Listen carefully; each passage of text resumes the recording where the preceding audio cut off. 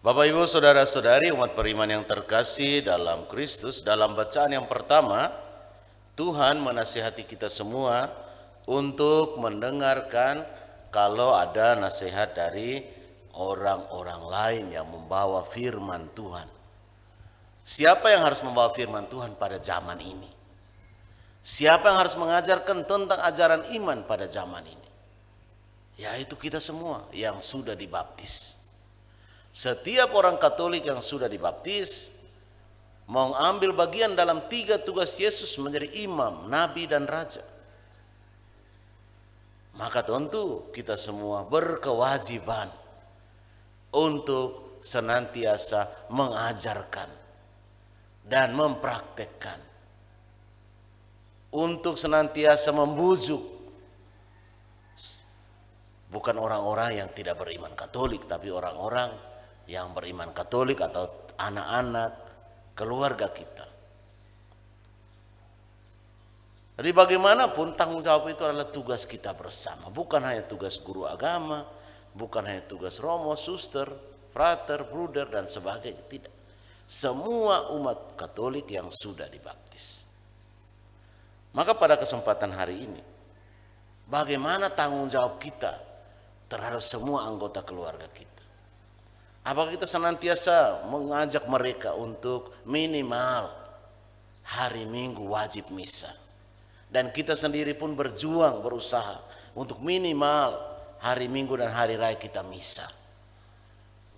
Kalau misa harian itu tentu sesuai dengan kesanggupan masing-masing. Selain itu, apakah dalam bacaan pertama juga kita semua sungguh-sungguh berjuang mempertahankan iman pribadi kita, berjuang mempertahankan iman anggota keluarga kita, ataukah kita menjadi penyebab mengizinkan begitu saja anggota keluarga kita kalau memang mau keluar dari Katolik, atau kita yang membuat mereka akhirnya tidak mau jadi Katolik karena melihat kita jahat, melihat kita tidak baik. Bapak Ibu Saudara-saudariku yang terkasih dalam Kristus, demikian juga dalam bacaan Injil pada kesempatan hari ini, Tuhan meminta kita untuk hati-hati dengan sumpah, janji, dan sebagainya.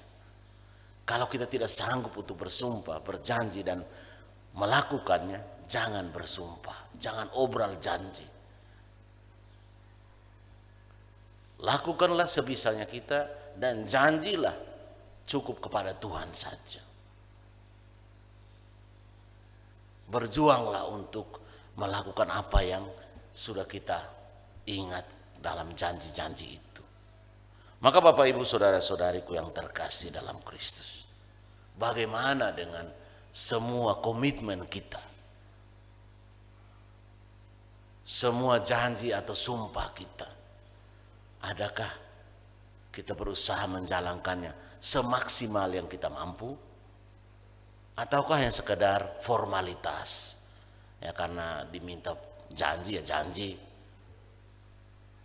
memang aturannya harus begitu ya ikut saja, tapi sebenarnya dia sendiri tidak berminat. Mari kita melihat kembali janji pernikahan, janji sebagai